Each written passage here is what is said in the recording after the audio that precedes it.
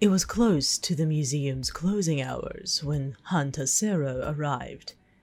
He had only finished his patrol, having already signed himself out from his agency, and still roamed about the city until this point.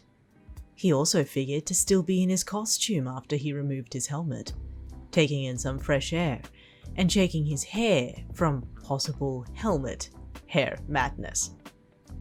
Atop the rooftop of the museum, Sero swung his legs over the edge while watching the sunset over the city's landscape, the evening light decorating the rooftops with an orange glow.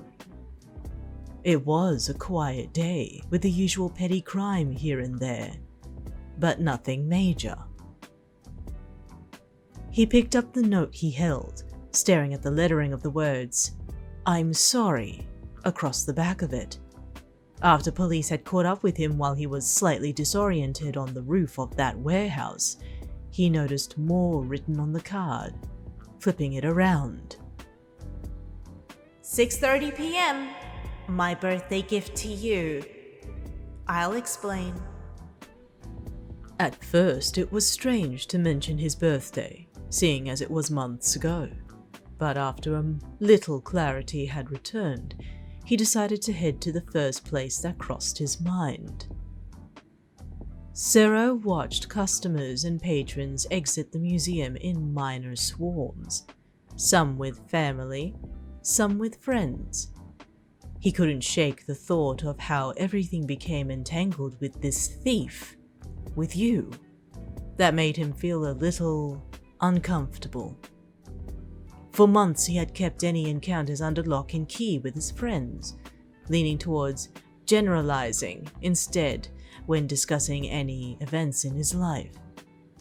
Come to think of it, he realized how boring he had painted it, day in, day out. Meetups with his circle of friends had always been his highlights after hearing about what they've been up to. Kirishima and his growing relationship, both professionally and personally. Kaminari and his new responsibilities for the commission. And to top it all off, Bakugo's planned proposal over the weekend.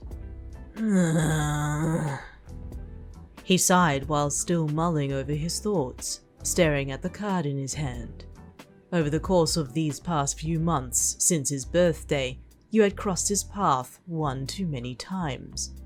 At first, of course, it was due to being on the opposite side of the law, but between chasing, racing, and teasing each other, Sero couldn't help but wonder. A flash of light caught the corner of his eye. However, he missed it, only spotting the dregs of the crowd exiting the museum. It was still early according to the time you've set on the card. Then again, at your last invite, he witnessed your hospitality to a degree. It was the norm for you to be fashionably early. Still, he couldn't stop that niggling thought that refused to leave. The next thing he knew, he thought it best to be open to his friends, pulling out his phone and selecting the first person he thought to text. Hey, so I need some advice. I'm about to meet up with a friend that I've been hanging out with for a while now, and I keep seeing these signs. Like, at first it was friendly, but now I don't know. I think they're keen? I'm thinking too much about it. He immediately felt a wave of regret. Just why was he asking Kaminari, of all people, for some dating advice, seeing as the both of them were still single? Perhaps it was due to the nature of his work nowadays, having to babysit an apprehended villain. In fact, Sero sighed in defeat, realizing that that alone was why he asked him first. You weren't a villain per se, but in hindsight, asking Kaminari would be less challenging to explain his situation. A wave of doubt followed when he didn't hear back from him, spotting that there were 10 minutes left before he'd enter the museum after hours. Sero decided to text again. Hey, Kirishima, have time for a chat? I want a second opinion. I've met a friend and I think they're interested in me, but I don't know because they're elusive. Let me know when you're free. That same regretful feeling only sunk deeper in his stomach, now that he involved Kirishima in the mix. Aside from Bakugo, who had sent out a mass email to not disturb him for the next week, Sero was running out of options. He jumped from the sound of his phone, almost dropping it over the edge of the rooftop in surprise before he swiped the notification open. Whoa, wait a minute. There's someone in your life? And this whole time you've been teasing me about my job?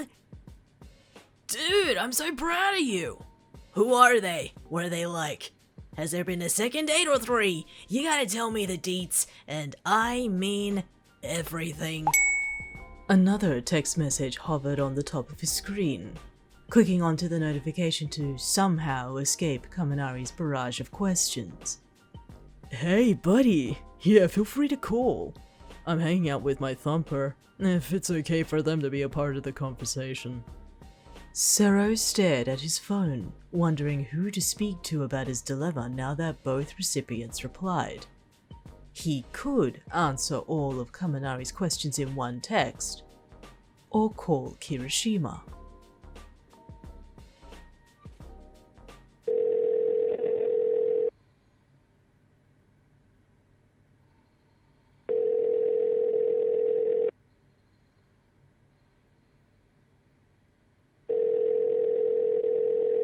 Hey, Sero.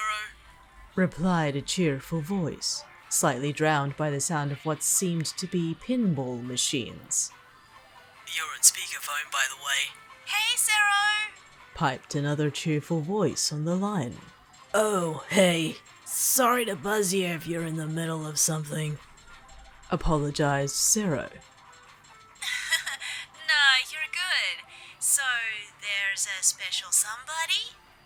After a few hangouts with his friends, he had become acquainted with Kirishima's love interest every time they were invited.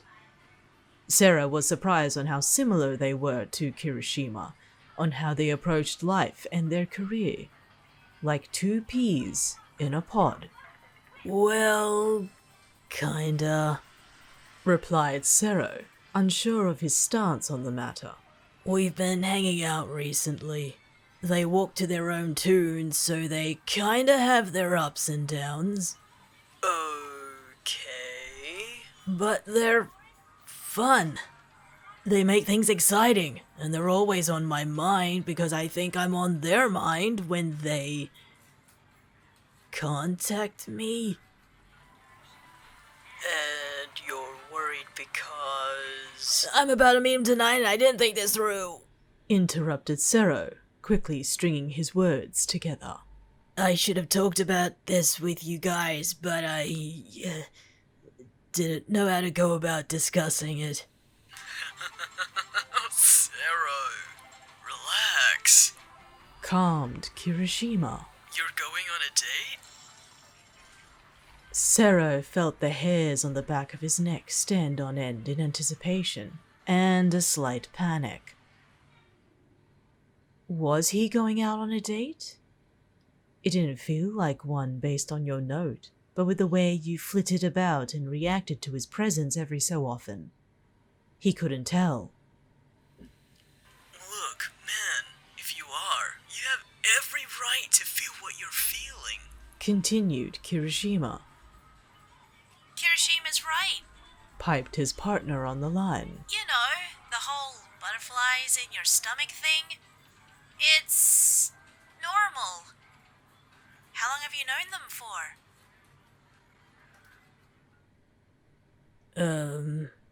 A few months. Replied Sero. I just needed to hear another opinion on it. I say let it ride. Concluded Kirishima, while Sero breathed a sigh to calm his nerves. See how the night goes. We don't know a lot about them unless you tell us, but it sounds like you're pressed for time.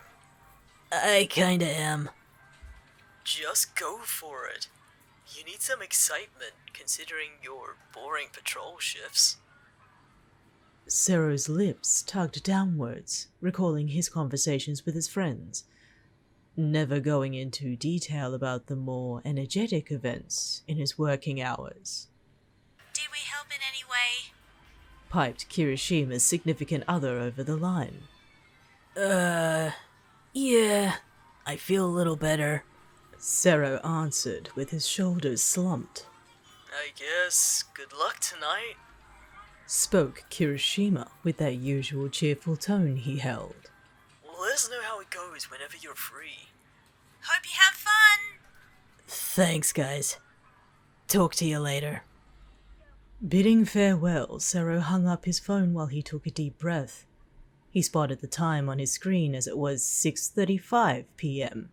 and decided to make his way into the museum through an open window. The same one you entered into that night months ago.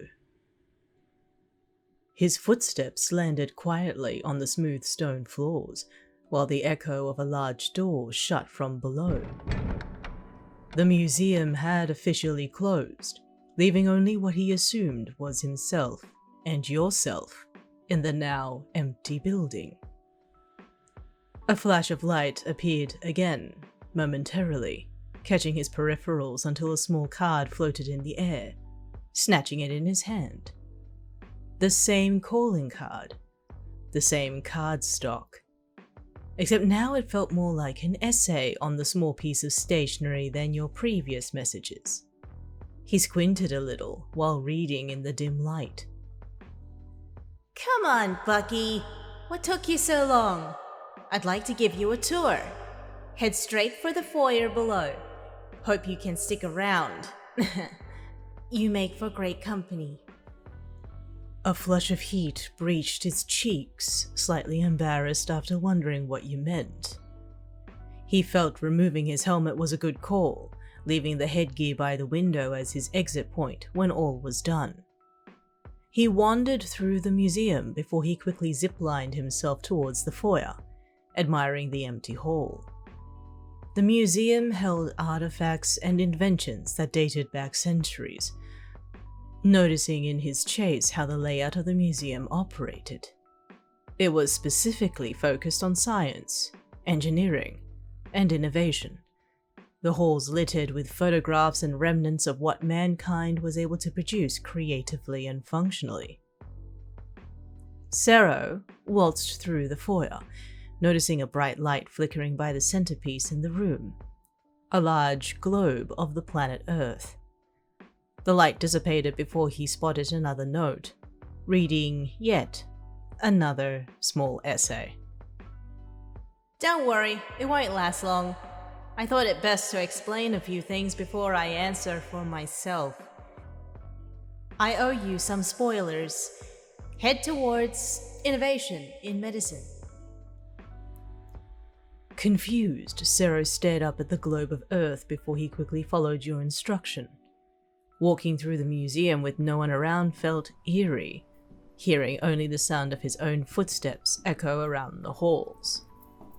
Eventually, he entered Innovation in Medicine, spotting the sign etched across the top of his entrance in stone. Entering into the section felt cold and clinical. Nothing less he would have expected for this kind of exhibit.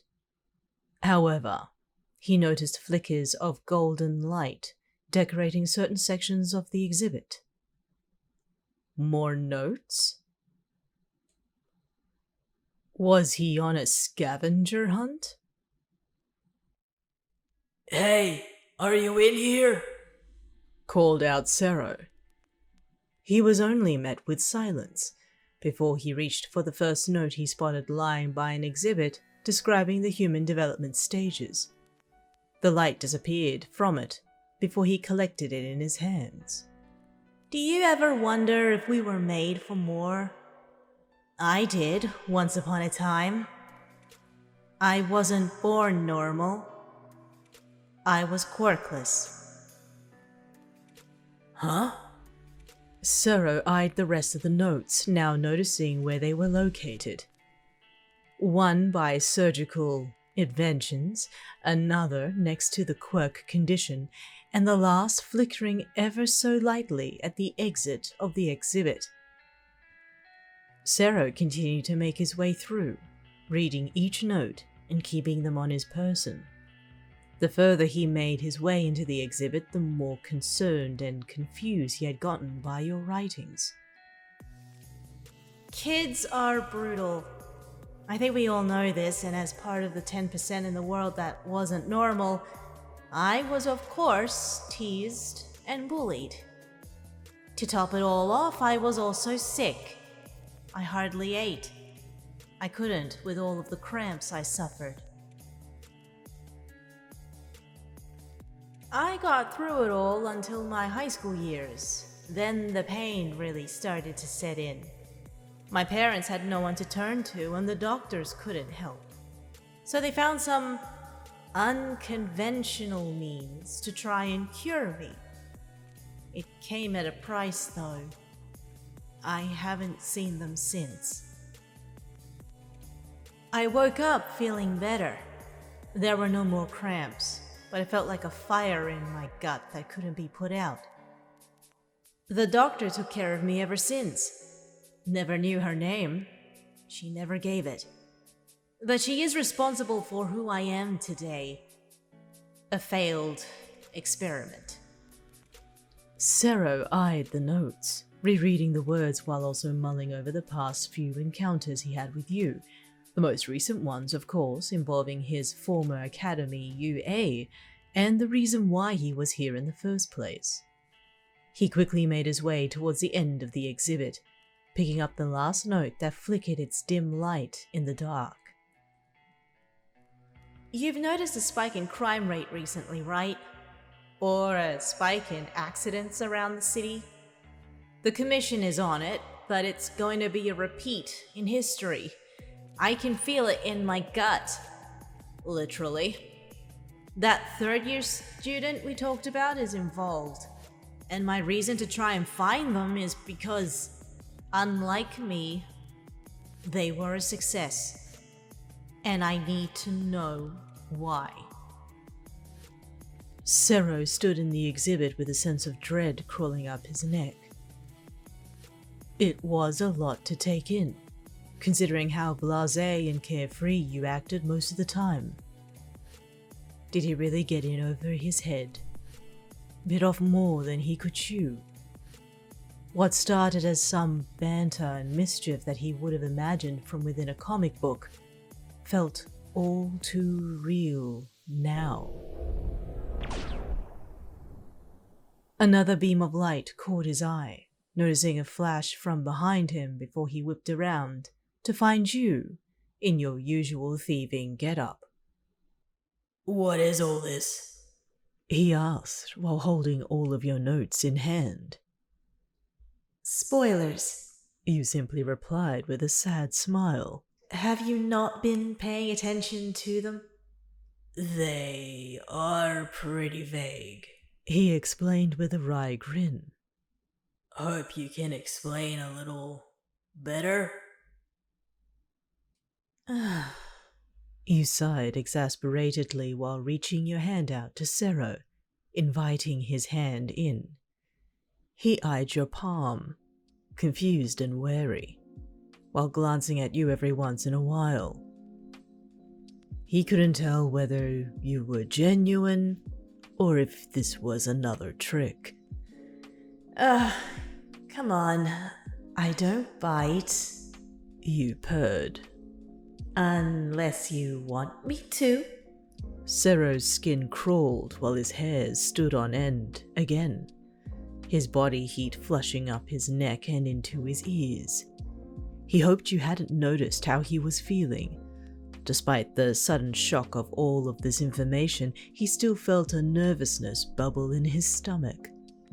He warily outstretched his hand and held onto yours, feeling the warmth of your skin on his before you dragged him physically along through the museum. Taken by surprise, he followed suit, still gripping onto you. Eventually, you pulled him up to the same exhibit he caught you stealing, that Pionite stone, the glimmer of it still in its case. You beamed a grin at Sero, pulling him in closer for him to witness what you arranged. There at the foot of the stone pedestal were 2 lounge chairs, along with a low coffee table and pasta.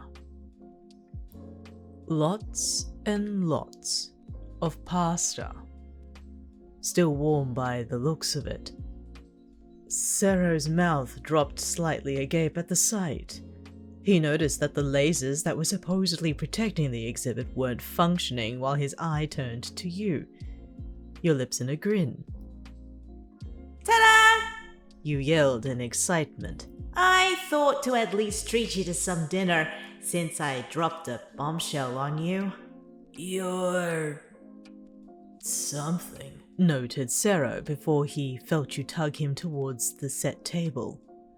He eyed the bowls of pasta, remembering that one evening at that restaurant where the both of you conversed the night away. He swallowed, feeling those butterflies in the pit of his stomach. Kirishima's call ran through his head again.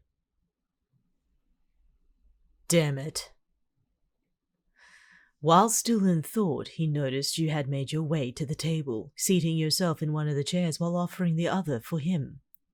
He quietly made his way to join you, and watched as you grabbed a large bowl of pasta and began eating into it. I don't understand. He started while you eyed him from your bowl. If you were quirkless, how did you obtain one? Bucky, if I were a scientist, I'd explain, but I'm not. You answered while eating your bowl of pasta. The doctor did something, and I now have a quirk. Simple as that. But I wasn't exactly what she wanted. I was disowned, and I've been on my own ever since. Do you still talk with this doctor? No. She fell off the face of the earth. But have a look under your bowl, you instructed. Sero eyed his dinner, still warm to the touch when he lifted it to find a pile of papers underneath. There in front of him were written files and reports, with photographs of that third-year UA student. No longer a student. Keywords stuck out from the reports while Sero skimmed past them. Quirk enhancements, salves, and most importantly, Paranormal Liberation Front. I feel like I'm getting close. You continued, while Sero began shifting the papers to read further into the material. She's involved in something more. And your third-year student, the one that apparently died? They're still alive. With that guy. Sero followed your finger towards one of the photographs, noticing a tall man next to the former student, dressed in black. I'm sure he doesn't need an introduction. Sero agreed. He eyed the photo, recognizing his clothes, his hair, and his stapled scars. The man who made a huge public announcement years ago had always been on everyone's mind, almost like a ghost that continued to haunt everyone in Musatafu. I never told anyone this, but I need help. You asked. I'm in over my head. Sero's suspicions and gut feelings were right on the money. This was a big ask, even from a felon like yourself, who had admitted the same thoughts he had felt earlier while traversing the exhibits. Why don't you ask the commission? Suggested Sero, while he placed his bowl of pasta on his lap. They can help better than I could. Yeah, and then I have to explain why I'm not on their register. Or why I've been stealing to make ends meet. or why I've been breaking and entering into officials' homes. Alright, I get it. Interrupted Sero while he twirled his fork in his food. How about I ask a friend? He works for the commission on a pro-hero basis. No. It has to be you. You fervently demanded. I can't let anyone else know about this. Plus, I feel more comfortable being around you, Bucky. Finally, with a bite of his dinner in his mouth, Sero glanced at you, noticing your downcast eyes at your bowl. Almost playing with your food at this point. A lot had been said, and even for him, it was a lot to take in. The look in your eye already said enough, and he figured that not everything would be understood within a span of an hour or two, while the both of you spent time together here.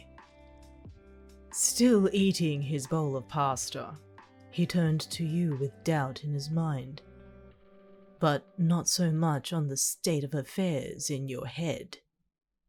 So... is this a date? He slowly asked, suddenly spotting you taken aback by his suggestion. What? You exclaimed, surprised and flustered. I mean, if you didn't think so...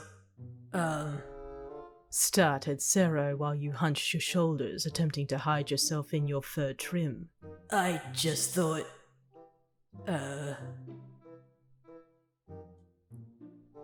All you were met with was a silence. Sero felt the same tension in the air while you looked away from him, your cheeks warming up while it huddled between the soft fur trim on your shoulders. You had more pressing matters on your mind, but you recalled all of your notes and how you worded yourself in them. You recalled your moments with the taping hero, how you acted, how you reacted, and most importantly, how you felt with each encounter, and within each other's company. Perhaps your last note to invite him here was a little on the nose. However, pouring your heart out to him, even if it was in dribs and drabs, was new to you. It was unlike you. You glanced at Sero, his eyes still on you while you felt your heartbeat in your ears. You wondered how he felt about the situation, seeing how he had asked outright, bluntly, on defining what this moment was. You read the confused look that crossed his face, his gaze inspecting your reaction before you couldn't help but smile, feeling the burn in your cheeks from an embarrassment you've never felt so strongly before. It's a date. You simply responded. I really like you, Bucky. Sero's shoulders stiffened upon hearing those words, his heart racing just as fast before he noticed your hand upon the arm of your chair, just sitting there, on its lonesome. Slowly, he raised his hand to lay it atop yours, feeling only the slightest reaction from your palm before you allowed him to hold it in his large fingers. So... you're fine if I called you Miyokaro from here on? He asked with that wary tone again. Your eyes widened involuntarily upon hearing that nickname again, chuckling inwardly at the last time he spoke those words. You smiled, wondering how he was able to pick up Italian enough to warrant a reaction from you. However, he was unlike any other that you've met or worked with. You know what? Sure. Kind of like a code name. I like it. You spoke, trying to mask the grin on your face and the heat from your neck. Sero's smile softened while his fingers tightened around your hand, squeezing it in comfort. He was surprised how you allowed him to hold you this way, before he gently pulled your arm to meet him halfway across the table. Both your hands hovered, holding them as if in camaraderie between each other. It held your grin in place, while an undeniable happiness coursed through your heart. We don't have long here, though. You reminded him, more so reminding yourself. I have to clean this mess before we leave tonight.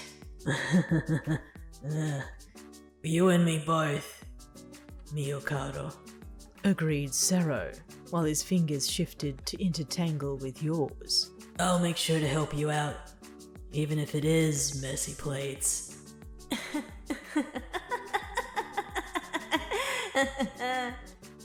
You chuckled out loud, the sound of your voice carrying through the empty halls of this museum like a cave. The dinner went without a hitch, and the self-proclaimed date ended with conversation and strategy. After a swift cleanup of the exhibit, Sarah watched as you carried everything via your energy and light to who knew where before going your separate ways. Still, it didn't stop him from offering a goodnight hug. Curled in his embrace, you felt his arms absorb you into his warmth. You had been in many scenarios where you were caught in his hold, or vice versa. But this was different. It felt like home. Added with a kiss he planted atop your head. Something that took you by surprise, and the feeling still stayed long after you left him behind.